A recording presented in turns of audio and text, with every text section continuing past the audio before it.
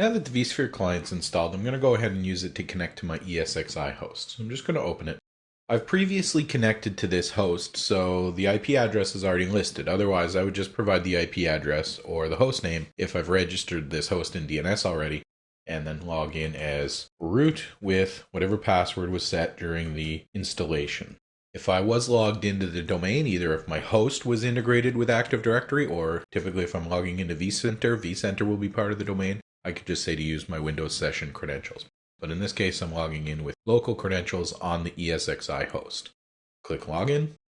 So I'm still running in evaluation mode, so I get an evaluation notice. I'm just going to go ahead and say OK. But you'll notice there is an option to assign a license to the host from here, but we can also do that in the configuration. So now that I'm connected, I've previously used this. So typically what would happen is we would start on the home page. So here you'll see we have the inventory listed where I can access the host as well as its virtual machines. And we also see an option for roles where we can configure various sets of permissions and an option to review the logs for that system. So we'll come back and take a look at the logs a little later. And you'll notice we have a bit of a breadcrumb trail. We get a menu back where we can access the sub-items of the earlier ones. So you'll see that here we have the inventory of home, which shows us the inventory of the VMware objects. Then you'll see that we have the administration as part of that, and we have roles and system logs. So if I go back to my inventory, you'll see that the host that I connected to, and I used the IP address when I connected, is listed here. Now the Getting Started page doesn't really offer a lot. You'll see there's a link there that says create a new virtual machine. But you know what, we can also do that very easily just by right-clicking on our host and choosing to create new virtual machine. This page doesn't do a lot for us, and a lot of times when we click onto a host or click onto a virtual machine itself, we're going to want to get to something more interesting quickly. So we're just going to say close tab here, and if I click on the little link, then it's not going to come back. You can get it back if you need to. You can just go into Edit Client Settings, and there is an option here to show the Getting Started tabs. You'll see there's a few other options in here. For larger environments, you can change timeout settings if you're on a high latency link, you're managing servers across continents or something like that. You can change timeout values here. You can also go in and see some of the size and other details that'll be used for displaying large sets of lists. So now that we've closed that initial welcome page, we've got the summary page. You'll see here it's telling me that I've got ESXi shell enabled. That's always going to bring up a warning when we turn it on. VMware recommends we turn it off. It'll also tell us if SSH is enabled on that host too, which would imply remote access to the shell, which might even be more of a security risk. Now, in this case, I'm running ESXi inside a virtual machine, running inside VMware Workstation. All my manufacturer and model details here list VMware, although of course this is typically going to be our physical hosts that we're running it on. And we'll see details about the number of cores that are available, what type of CPUs we have, the license that's present. And we can also see details of sockets and cores and how many logical processors we have if we're using hyperthreading and whether hyperthreading is active and the number of network cards in the system, whether we're connected, how many VMs we have. Participating with enhanced vMotion compatibility inside a DRS cluster or if we're enabled for vMotion on that host. Resource usage and what data stores are available to us and the network objects that we've created for port groups. And we're going to come back to all this in later videos. A little bit more detail down here for fault tolerance details and how to add vCenter, which we're going to see in later videos. Way down at the bottom, we've got some links to create virtual machines, resource pools, do maintenance mode, and either reboot or shut down this host. We can do a lot of that, though, in other places, either by right-clicking onto the host itself or in some other area of the interface. I have created a virtual machine. I've gone ahead and removed it from the inventory. So it's on my data store, but I don't have it visible here in my client. So I'm going to add that at the end of this video. So if I click on the virtual machines tab, we don't really see anything, but typically we would get some details of resource utilization. We also have a resource allocation tab and the performance tab. We're going to come back to this in later videos, and we'll do a whole series of videos on performance of VMware.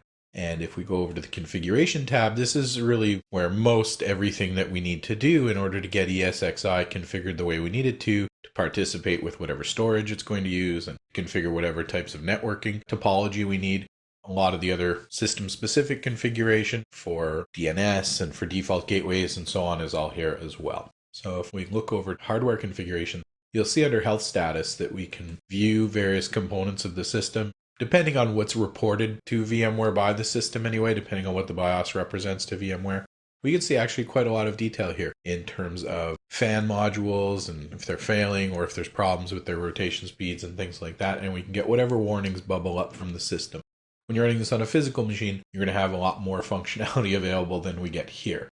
Click over to processors. We'll see the same kind of details that we had on the summary page for the processors. And there's the properties link that's grayed out here.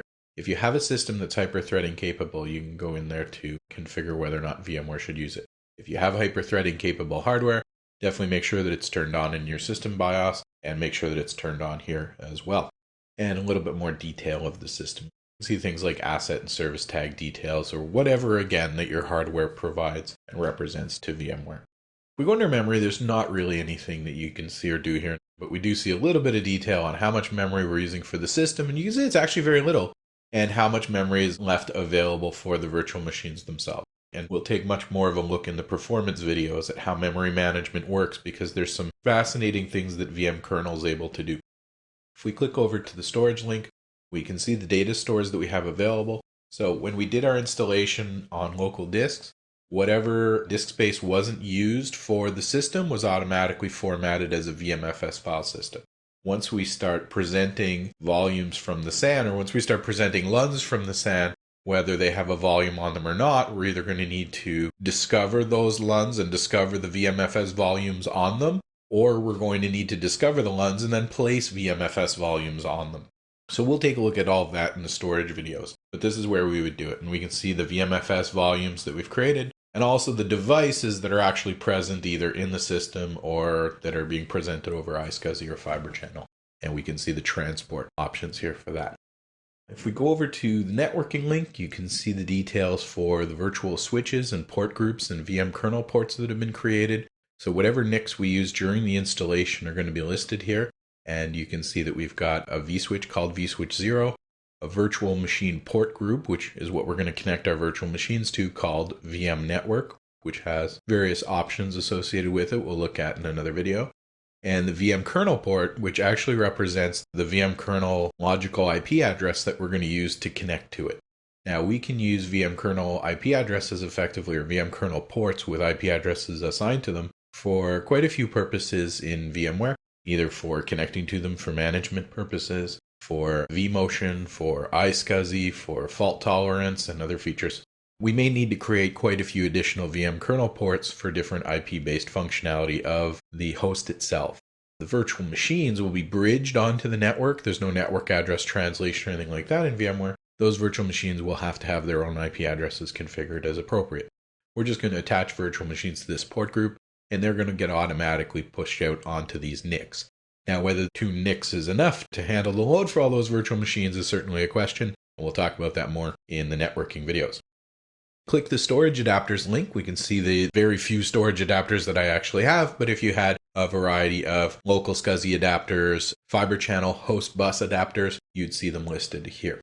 We click over to network adapters, the same thing, but for our network interfaces, and we can see that there's certain details present, like the MAC address of the interface and what vSwitch it's currently associated with. Also the observed IP ranges that can help us identify what the NICs are actually attached to.